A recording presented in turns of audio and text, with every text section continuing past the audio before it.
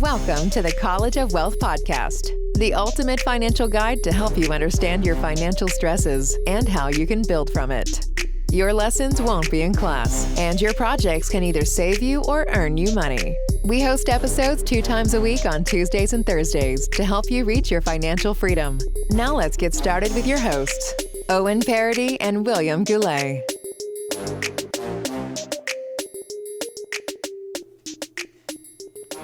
Hello, everyone. Hello. Hello. Hello, everyone. My name is Owen Paradis. I'm here with my co-host, William Goulet, and we're proud to present to you the College Wealth Podcast. Podcast. Yes, this is a financial podcast that teaches you the latest and greatest information about money, because at the end of the day, this is a crazy money-making world. You know, I was just thinking about it.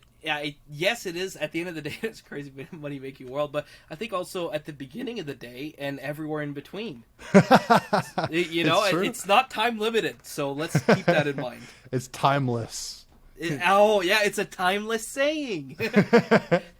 But because we like to go and say that this is a financial podcast, we like to go and say that a disclaimer here that this podcast is for entertainment purposes only. We like to go and indicate. If I may, Owen. So yes. It is for entertainment purposes, but considering the quality of info that we do, and that's our raison d'être, is to entertain, but also to provide information to our viewers, right? To our listeners. No, for sure. So why not make that part of our pitch, part of our introduction? So I'm thinking, let's include the information.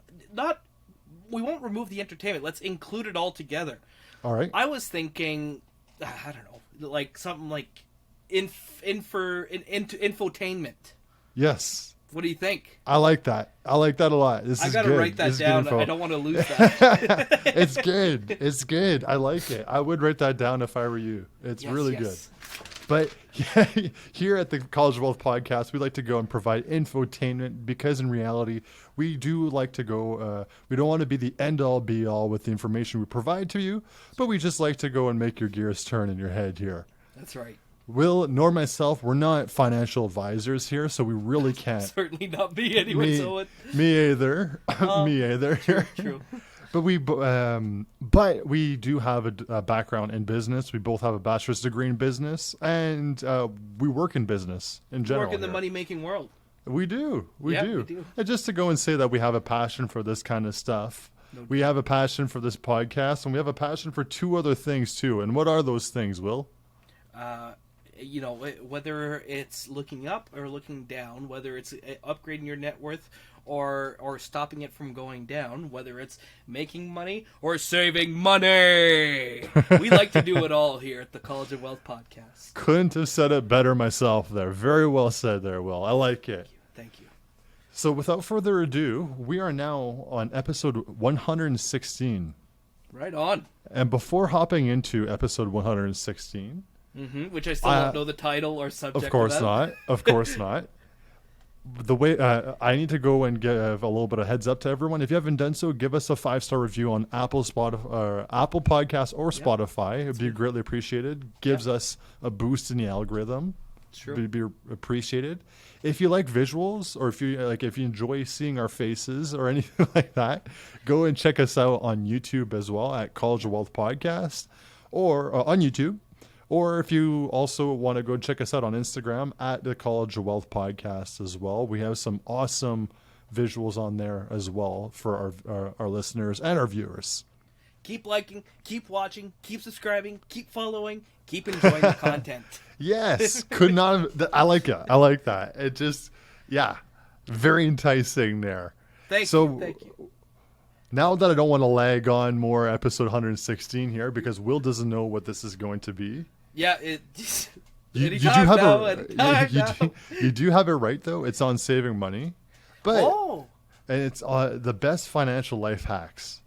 Okay, right on. Well, I could use 1 or 2 anytime now. The way we have it split up is obviously our stats to start off here. Statman, of course. Yes, of course. And then, of course, then we have 4 different life hacks that you can do for finances. Right on. So, Statman, let me guess. we have 3 stats.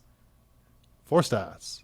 4 stats. Okay, right on. We always right on. have 4 stats. Really? I didn't know that we followed the 4 points for the stats as well. Yes, for sure. I have okay. 4 stats for everything.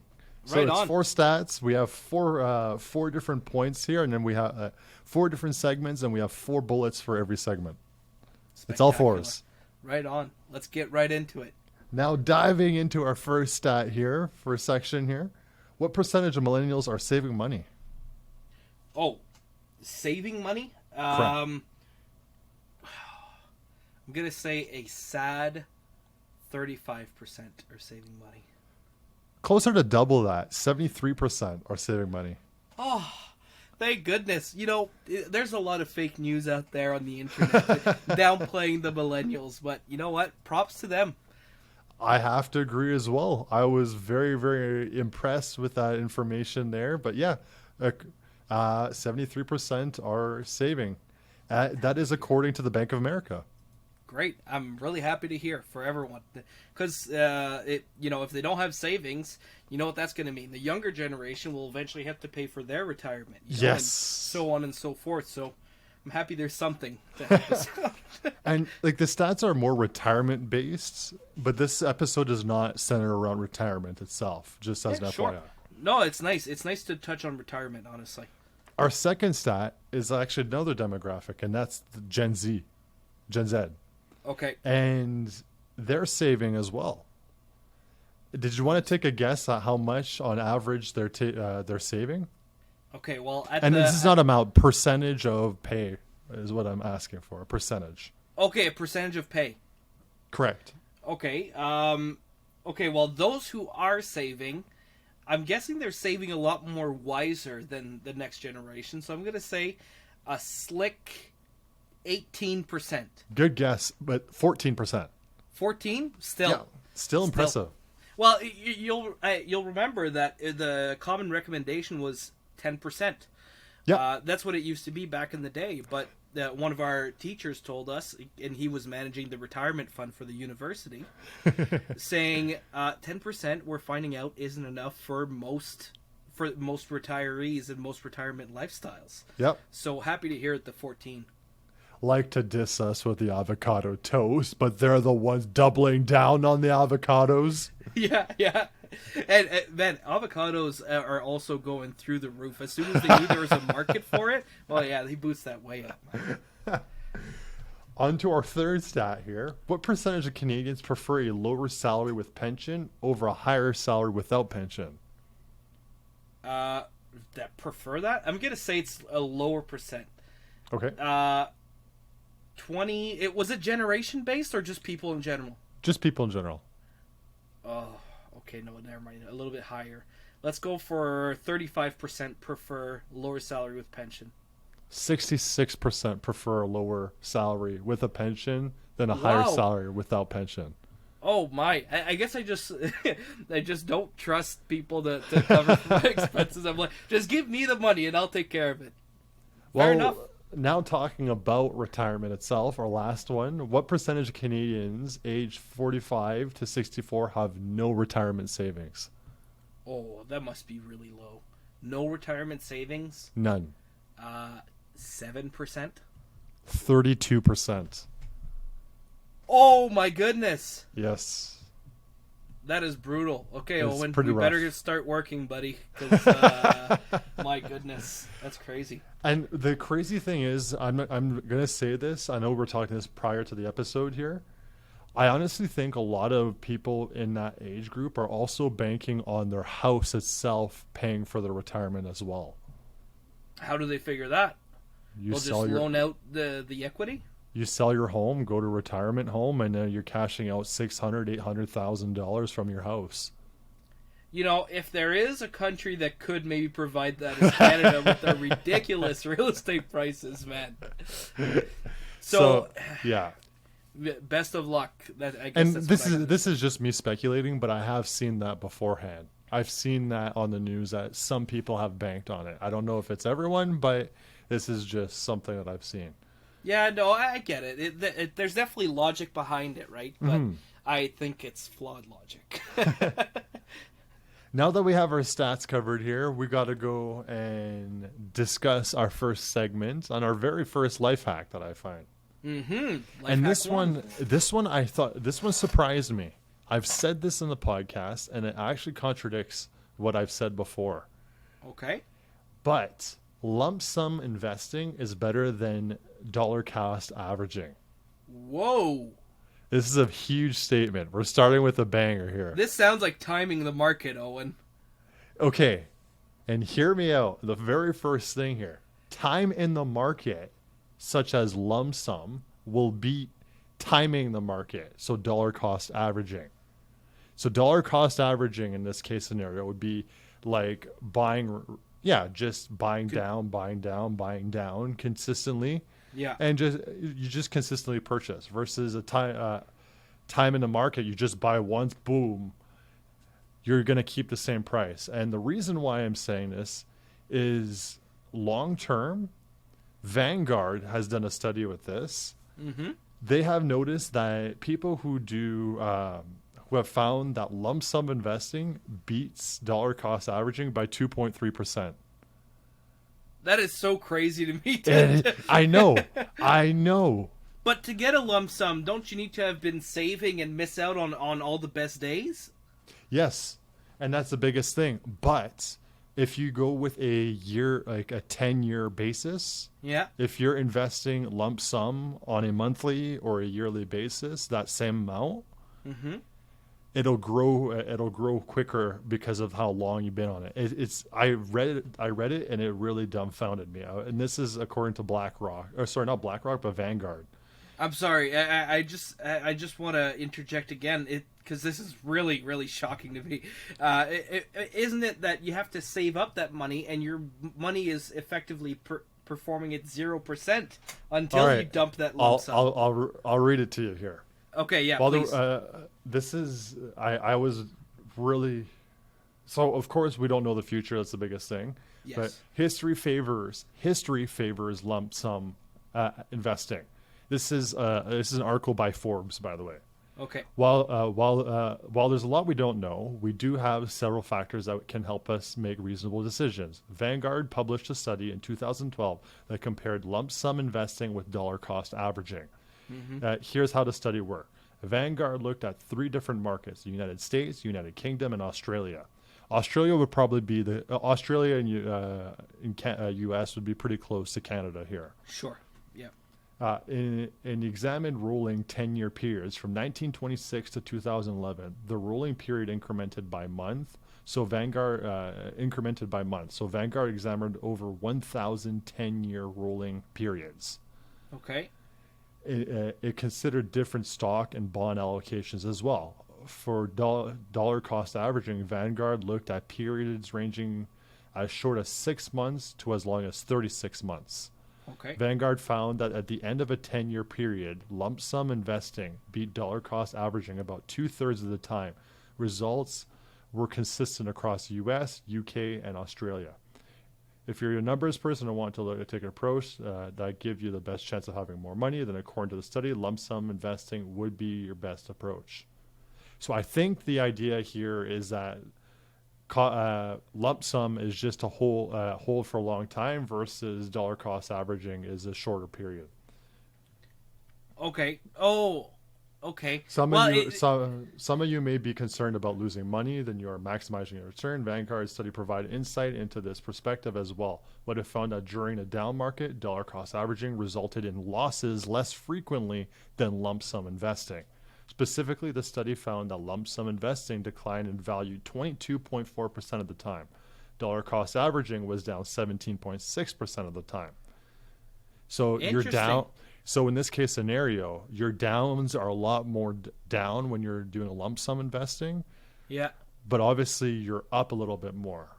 So your risk is obviously a lot higher with lump sum investing. Yeah. But your returns can be bigger with lump sum investing. Okay, that is really shocking. But speaking of down, a lot of times we hear that the market's going to go down, and eventually things tend to go back up, right? Speaking in the market as general, which brings me to the quote of the day. which Okay. which this week I think you'll remember is Muhammad Ali, the greatest, known as the greatest, and he says, "You don't lose if you get knocked down, you lose if you stay down." Right? Agree.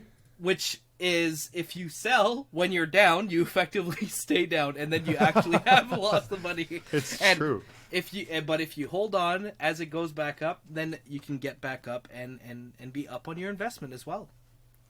It's definitely true. I like that. I'm just giving you a little bit of a visual here, Will, just to avoid losses. So in this case scenario, like going back to what we were talking about our first segment, Yeah. your losses are going to be greater if you do a lump sum versus if you decide to go, but your chances of going bigger are also better. In this case scenario, your return can be up to 2.3% or more. Yeah. But that's 60% of the time.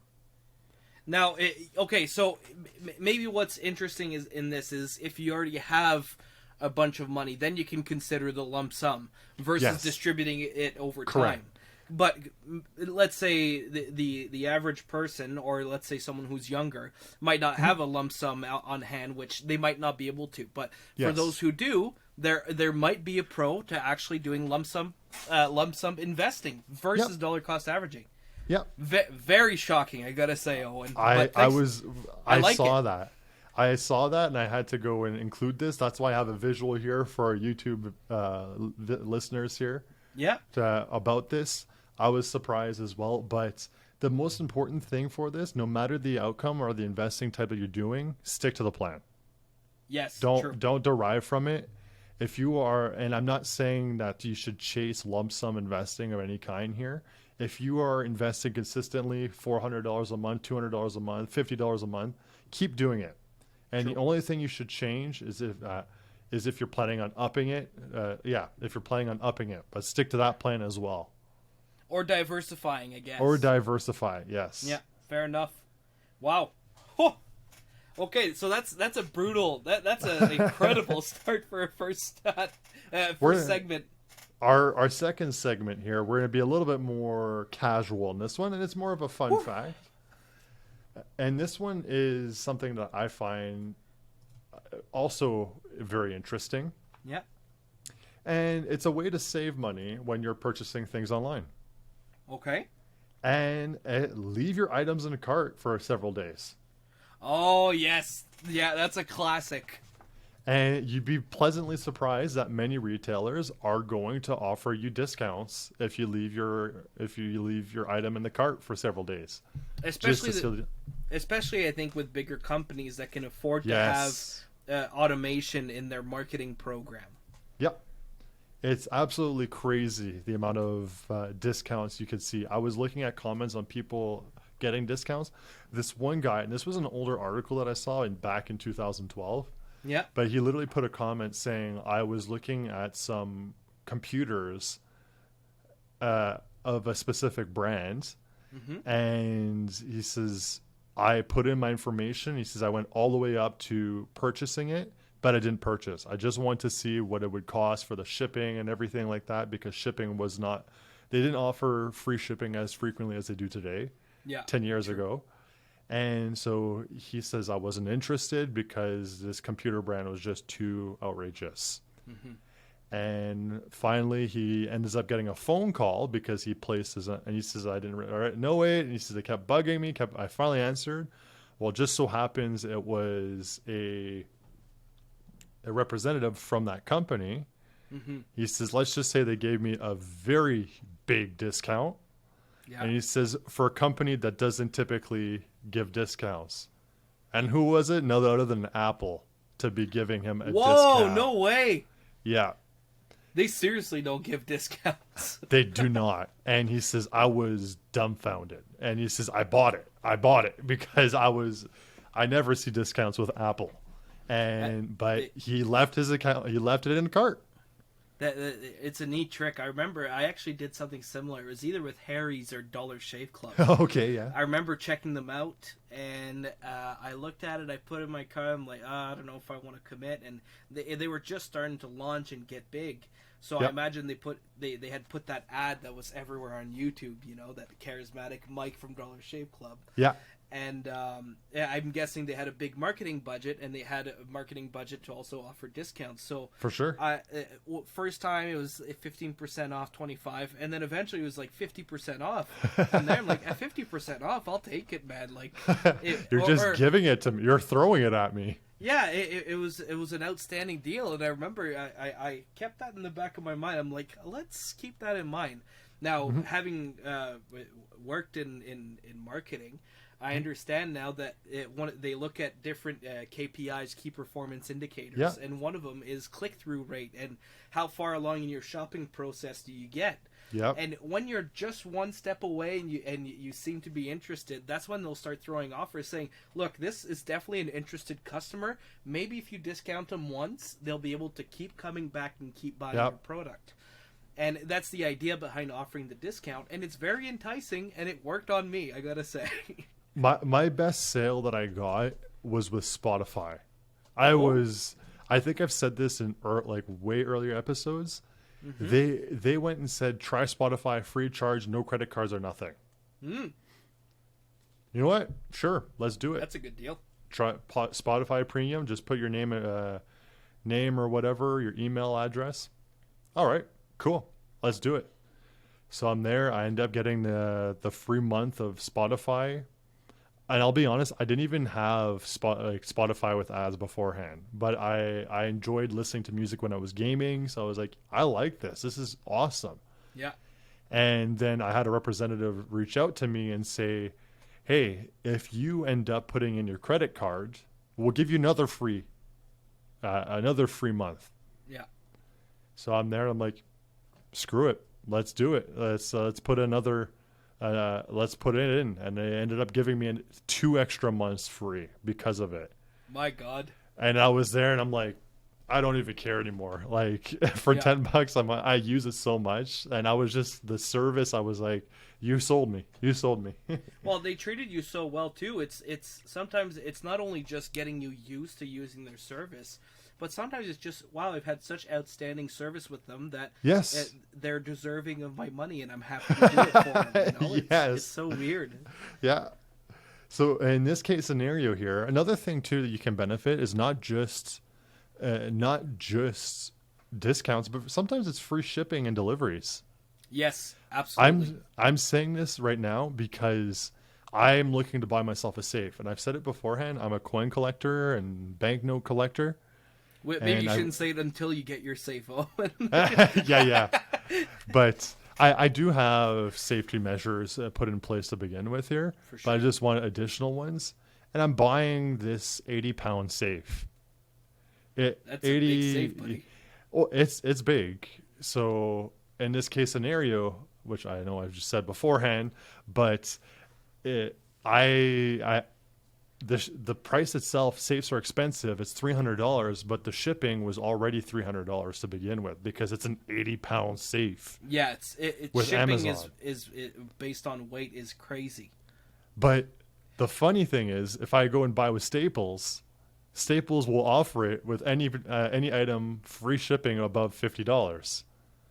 Oh, and nice! They gave me that discount because I was over $50.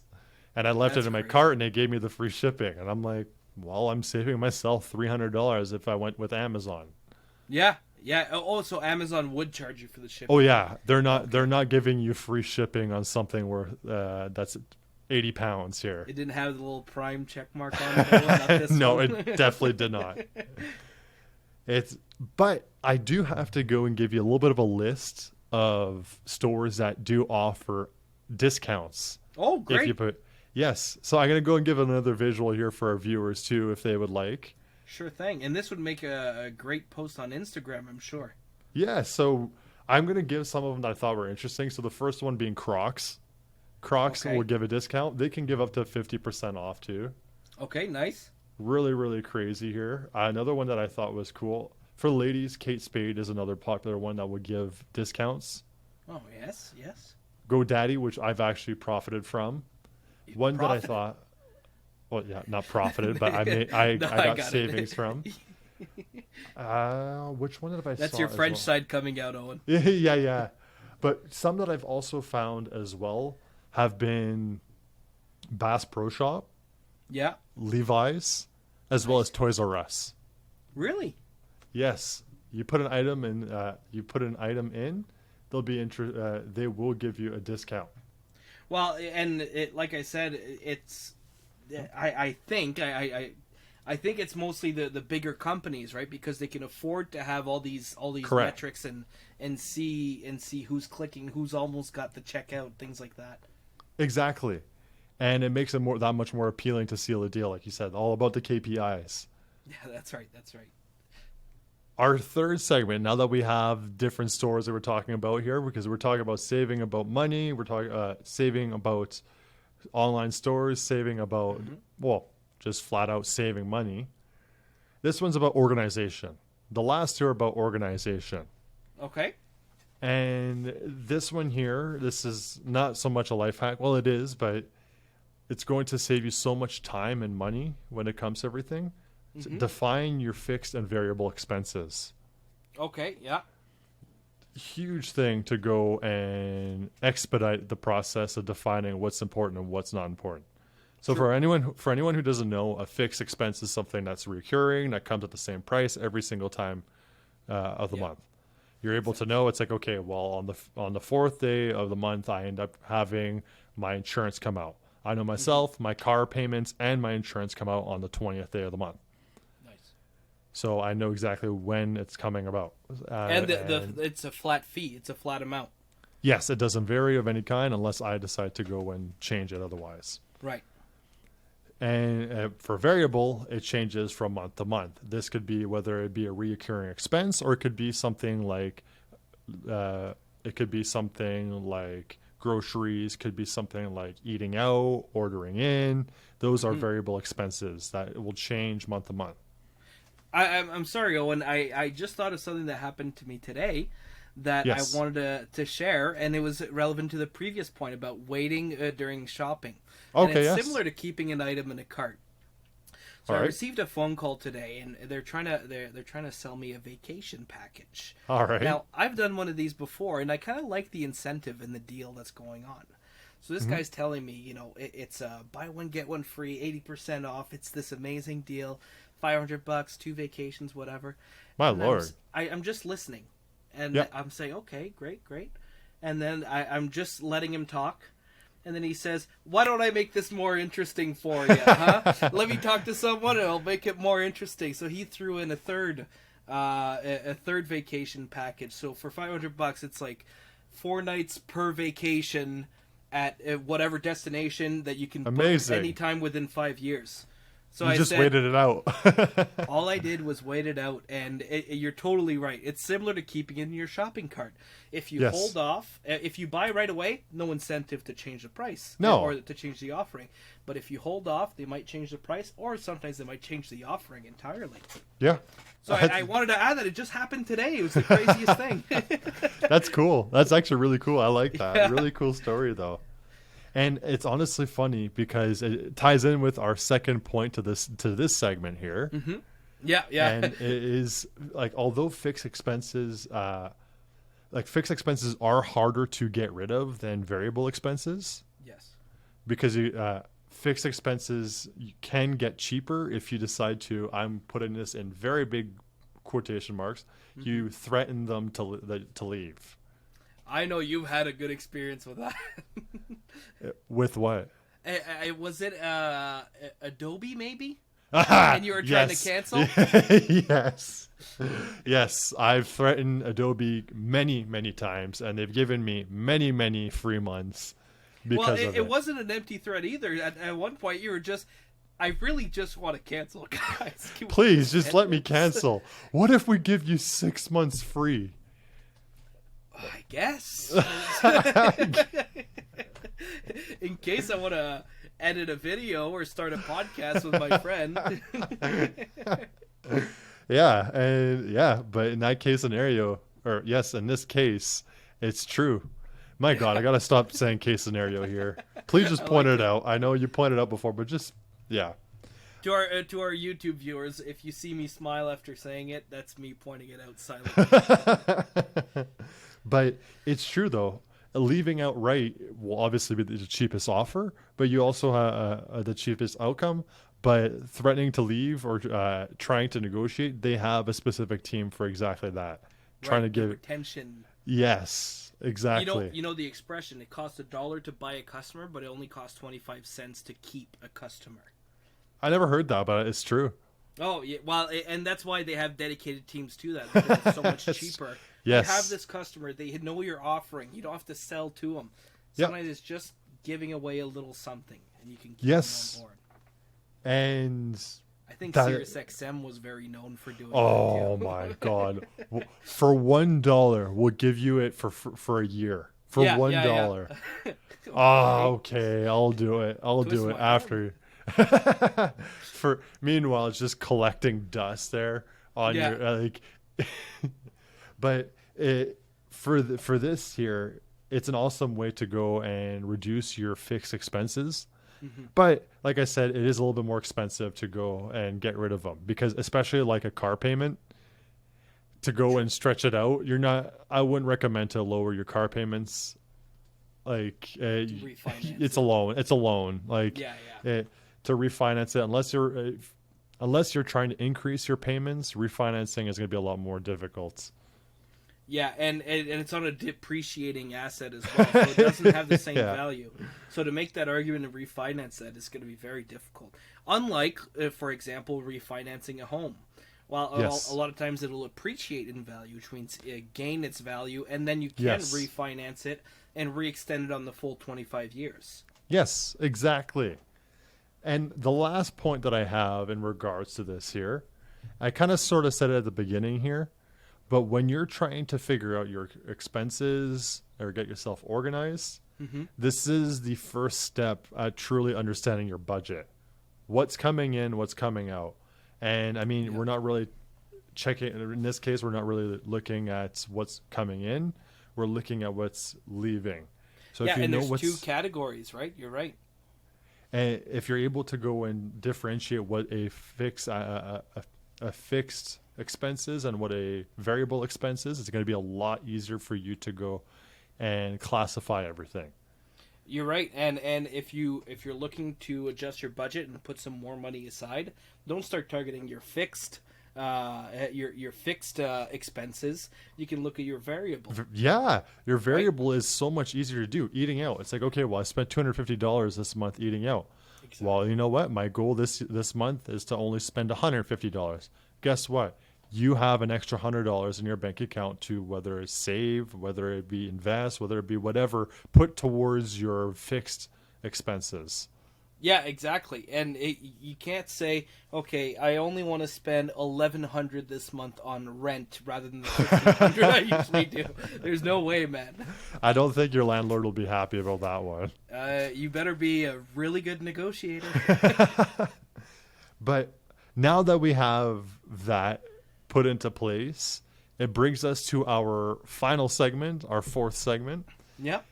And it's a play on words. I had to go and say it, but nice. Worry less when less stress creates no mess. Worry less stress creates no mess. Worry less when less stress creates no mess. You'll have to break that down for me, Owen, please. I'm trying to picture all the words together, and I need help. I tap out. So, unlike Muhammad Ali. No. Good way to wrap it up there. But for this segment here, the first thing you want to do is to sort. It's a good way to sort out your account. Oh, yes. We're talking. So when we're saying about create less stress, there's less stress when there's no mess. Okay. If you're able, create more accounts. So more free accounts or anything like that. If you want to go and organize yourself, go and create put your fixed, like your fixed expenses into this bank account. Yeah. It's like, okay, well, I know that this bank account is for my fixed expenses. I have $200 in subscriptions, I have my rent, I have everything, and I know my monthly expenses are $1,700 a month. Yes. So I put $1,700 into this specific bank account, and I'm able to go and put it aside and not have to worry about it. This is it's categorized. Now I could have a specific bank account for my variable expenses. And it's like, okay, well, now I have $500 that I want to spend a month on this here. So I can't go beyond that. And it helps you so much with budgeting, right? Yes, exactly. And now you're able, with the leftover money, you can do whatever you want with it. You know, another example is if someone's getting into rental properties and becomes a landlord, it's important to also separate your finances. In the exact same way. So you create a bank account for the rent that comes in and all the expenses that go out. And if you're getting a triplex and you're living in one of them and you need to inject some money into it, inject it from your own personal money, inject it into that bank account. It may seem like it's useless. No. It's very useful to keep things clean, tidy, organized, and keep your finances in order, you know? Instead of having just one account where you just pool everything. Exactly, because then you're saying, okay, which one's this one? Oh, this one was a business expense. Okay, so I got to separate that. No. Literally how one of the organizations that we attended did. Wait. Okay. Oh, okay. You get where I'm coming from. Yeah, I get where you're coming from. Where putting everything into one big pool is not the solution for organized financials. We're just saying this much. That's right. And it keeps your nose clean too. You know, you make sure to straighten things out. No one likes an audit. No. Our second point here is because of your finances because your finances are being tracked or anything like that, you can adjust your fixed asset, or not. I keep saying fixed assets, but it's not the case. Fixed expenses, you can adjust it and track how much you're keeping. It'll be a lot easier for you to keep how much. So imagine you have an account for fixed, one for variable, and one left over. Yeah. It's going to be so much easier for you to see how much is left over.